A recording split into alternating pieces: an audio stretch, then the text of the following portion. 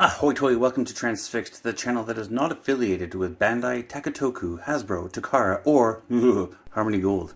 Today we're going to be taking a quick look at some fixes we can do for this fourth party, knockoff Masterpiece Skyfire. There's a few issues with this one. I actually bought the retail one, but then sold it because I figured the KO would be good enough. They made some improvements and they made some mistakes. From what I understand, they've improved the clip joints that hold the shoulders in place, and the feet are die-cast metal instead of plastic. One issue I had was pulling this part down. I found that the paint, I don't know if it's painted on the official version, but the paint on this one was kind of acting like a glue. I think they just didn't let it dry properly or something, but that was really hard to get this separated apart. A few things like that. Other things we'll be talking about would be the wings and the cockpit canopy there. And I think most notably is the eyes, the very dark, dead looking eyes. So we'll do the small things first. The canopy one, I had a little problem with this one not clipping into place. It was sort of bulging out on this corner, and that's just because there is a tab on either side here that goes into these little holes, and basically it's the paint. So if you get a hobby knife, just scratch out some of the paint if you're having that issue, and then this should secure it a little bit better. I also went around the edge with a bit of white paint just to make that look a little nicer. And then I had the same thing on the wing. The way these wings work, one thing the fans toys did better is that these wings were able to slide out. This one just folds and it doesn't really sit in there properly. And again, this is a paint issue, so you just have to take a hobby knife and just carve out some of the paint here in the recess and then scratch off some of the paint on the tab, and you should be able to get that to lock in a bit better. Also, I noticed that the red paint kind of, I don't know if it's bleed or just like sort of rubbing off on the toy. The same thing happened on the back here. Where is it? On the back, if you can see in here, you can see some paint rub. The red paint is rubbed off on there. So another issue with the KO. Since I have it handy here, yeah, the fans toys, when the wing folds up, it then collapses in. So you can stretch it out and then fold it. It works a lot more nicely than this one, which is just a straight hinge. But anyway, yeah, if you scratch that off, that should solve that problem. There's also a bit of mold flashing, especially around here. You just need to scratch that off with a knife as well. So let's get into the main problem that I had with this, is just these dead looking eyes. So luckily the faceplates do separate. I find that oftentimes the eyepieces are separate, which makes it easier to paint the face in the factory. And this one is a separate piece. So of course these faceplates are swappable, they pop off, and then there's also pegs inside. So you just need to get a spudger, or perhaps a butter knife might work, and just get in under the edge here and just pry the face off. I'd like to take his face off. And then yeah, you'll see there's just two pegs that go into there. Oh, I've already done this one.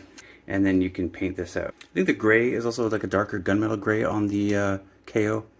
Let me get this one separated here so you can see what I'm talking about. Let's go around the edge and loosen that up. And you can pop this out. So that's going to let you free up the eyes, right? So there's a little, this is the same clear blue plastic that they use for the canopy and the back canopy thing as well. And then you can just take this out by hand or with your spudger. So once you remove the eyes, now those will be much easier to paint without messing up the face. So you can prime these first and then paint them whatever shade of blue you like. I'm going to pick between one of these two. And if you want to, you can also paint the face. I'm probably going to paint mine gray, I think. So this faceplate's already been separated, and put a coat of primer on that. I'm going to paint that gray, and then here's what the eyepiece looks like with a bit of primer on it. I only have blue primer. That blue might be okay, but I think I'll paint those as well. Alright, I've done the painting, so these two eyepieces are now painted blue. So let's try it out with this faceplate that's just not painted, and see what that looks like. Okay, so there is the unpainted faceplate with the painted eyes. I think that looks better. He's less dead, that's for sure. And then I painted this faceplate gray. So let's try it with these eyes. Okay, so there's a painted faceplate. Let's put it back on. By the way, these do seem to be different. These back plates are numbered differently. They're not interchangeable with the faceplates. So, actually, I need to clean up the paint that went around the edges of the eyes, but that's what the painted face looks like. So there's a comparison of the unpainted versus painted faceplate, and both sets of eyes are painted. So let's put it on the figure and see what that looks like. There we go. Yeah, I think that does look better. Put his head back where it's supposed to be. Okay, and we'll put these eyes back in here. Alright, so there's our 3 different faces. Actually, let me put it this way. Alright, so that should give you a comparison in case you want to do some of this yourself. You can see which one you like better. Now the other thing that I fixed, I almost forgot, is this wheel jack. So it seems like the little shoulder gun didn't get assembled in the factory because everybody's finding it loose in their package or can't find it at all. But it should be somewhere in the plastic tray. I had to shake it for mine to fall out because I couldn't see it. And you just need to separate the torso. So I just take off all the limbs, separate the torso, and then you can plug this shoulder gun in and then slam it back together. Now, before you do that, you may want to paint it because it's supposed to be painted the same color as these back fins, right? So if you have a paint that can match that and you want to paint it, or just paint it gray or silver, you want to do that before you reassemble it, of course.